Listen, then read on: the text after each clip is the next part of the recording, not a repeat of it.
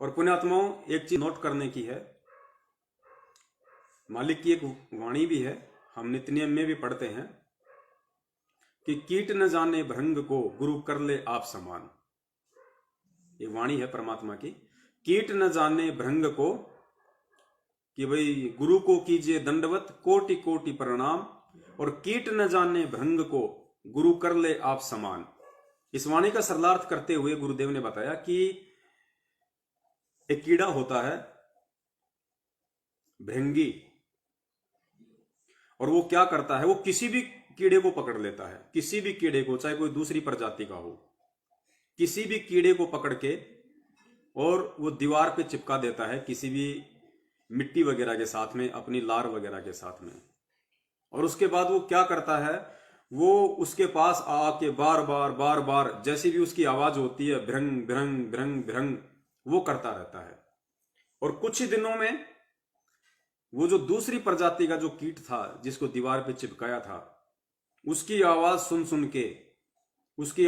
सुन के वो भी एक दिन वैसा ही हो जाता है, भृंगी। इसलिए परमेश्वर कहते हैं कि गुरु को कीजिए दंडवत कोटि कोटि प्रणाम, और कीट न जाने भृंग को। वो जो कीड़ा था, वो जो कीट था, वो उस भृंगी को नहीं जानता था, नहीं पहचानता था। तो कीट न जाने भृंग को गुरु कर ले आप समान। लेकिन उस सतगुरु के आशीर्वाद से, उस सतगुरु की मेहनत से, उस सतगुरु की आवाज से कुछ ही दिनों में ऑटोमेटिक वो भी वैसा ही बन जाता है, उसको मालूम भी नहीं पड़ता है। तो पुण्यात्माओं, ठीक यही स्थिति आध्यात्मिक जीवन में होती है। एक भगत जो परमात्मा से नाम उपदेश लेके अपना आध्यात्मिक जीवन शुरू करता है, और यदि उसका मकसद मोक्ष प्राप्त करना है, वास्तव में यदि वो भक्ति के मकसद से ही जुड़ा है और आत्म कल्याण करवाना ही यदि उसका मकसद था, तो उस आत्मा को एक दिन मालूम भी नहीं पड़ेगा, सतगुरु की संगति करते करते करते करते कब वो सतगुरु जैसा ही बन जाता है, उसको मालूम भी नहीं पड़ेगा। यही इस ज्ञान का सबसे बड़ा असर होता है।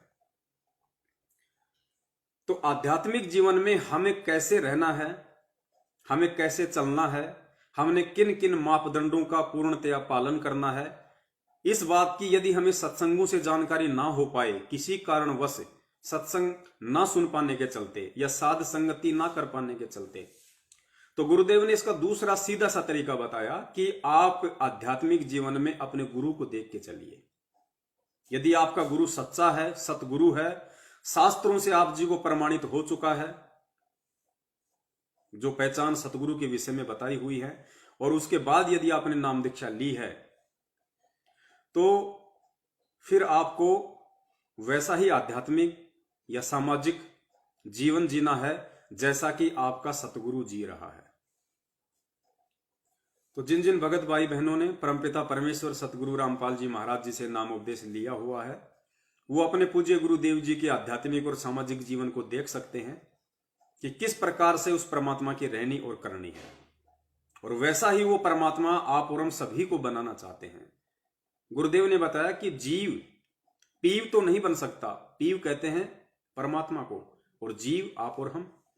तो गुरुदेव ने बताया कि जीव वैसे पीव तो नहीं बन सकता, परमात्मा तो नहीं बन सकता, लेकिन पीव के जैसा बन सकता है। और जब तक वो पीव के जैसा नहीं बनेगा, जब तक वो परमात्मा के जैसा नहीं बनेगा, तब तक वो भक्ति मार्ग में सफल नहीं हो सकता। तो बहुत सारे भगत भाई बहनों को समस्या आती है सामाजिक जीवन में, नाम दीक्षा लेने के बाद में, आध्यात्मिक जीवन में भी बहुत सारी समस्याएं आती हैं। तो उन्हें अपने सतगुरु को देख के चलना चाहिए, उन्हें अपने परमपिता परमेश्वर के पद चिन्हों पे चलना चाहिए। बहुत सारे भगत भाई बहनों को शादी विवाह में दिक्कत आती है, किसी को लेन देन में दिक्कत आती है, कोई ससुराल जाता है उसको टीका लेना, जवारी लेना है, धोख लगाना, बहुत सारी चीजों में दिक्कत आती है।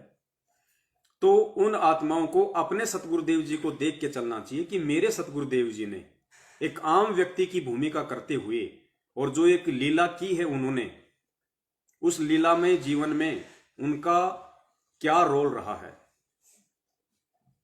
जब से मैंने नाम दीक्षा ली है, क्या तब से मेरा गुरु कभी किसी शादी में गया? क्या मेरे गुरु ने अपने रिश्तेदारी में यहां किसी की शादी अटेंड की? क्या मेरे गुरु ने शादी विवाह या अन्य किसी भी प्रकार के फंक्शन में कोई लेन देन किया? क्या मेरे गुरुदेव ने जब उनके भाणजों का, जो उनकी बहन के बच्चे हैं, जब उनकी शादी थी, विवाह था, तो क्या मेरे गुरुदेव भात लेके गए थे? क्या मेरे गुरुदेव वहां पे पटड़े पे चढ़े थे, अपनी बहन से तिलक निकलवाया था? क्या मेरे गुरुदेव किसी की 13वीं में गए थे, और गए थे तो क्या क्या फॉर्मेलिटी की थी? क्या मेरे गुरुदेव ने जब कभी उनके परिवार या रिश्तेदारी में किसी का कोई निधन हुआ हो तो क्या उन्होंने किसी पंडित वगैरह को जो है बुला के पूजा पाठ करवाई थी?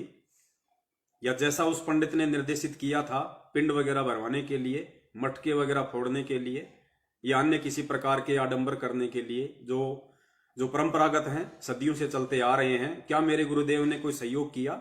क्या किसी को नारियल भी लाके पकड़ाया? क्या नारियल के लिए 5 रुपए भी दिए गुरुदेव ने? आध्यात्मिक जीवन में आ जाइए, आध्यात्मिक जीवन में देख लीजिए अपने गुरुदेव को।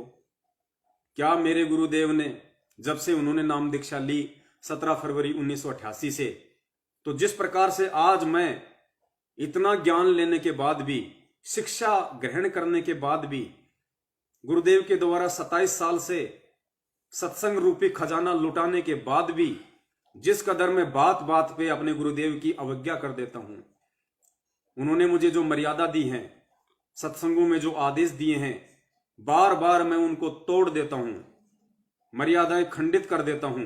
क्या मेरे गुरुदेव ने 17 फरवरी 1988 से आज 2021 तक क्या उन्होंने एक भी मर्यादा जो उनके मुंह बोले गुरुदेव स्वामी राम देवानंद जी महाराज जी ने उनको बताई या निर्देशित किया या लिख के दी, क्या एक भी मर्यादा मेरे पूज्य गुरुदेव जी ने तोड़ी है आज तक?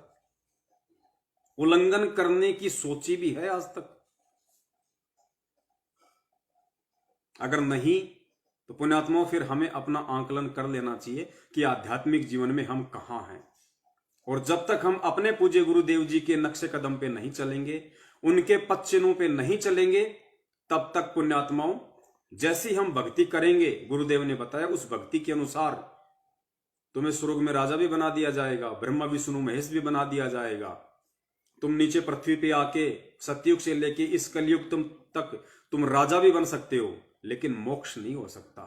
समझने वाले समझ गए हैं, ना समझे वो अनाड़ी है।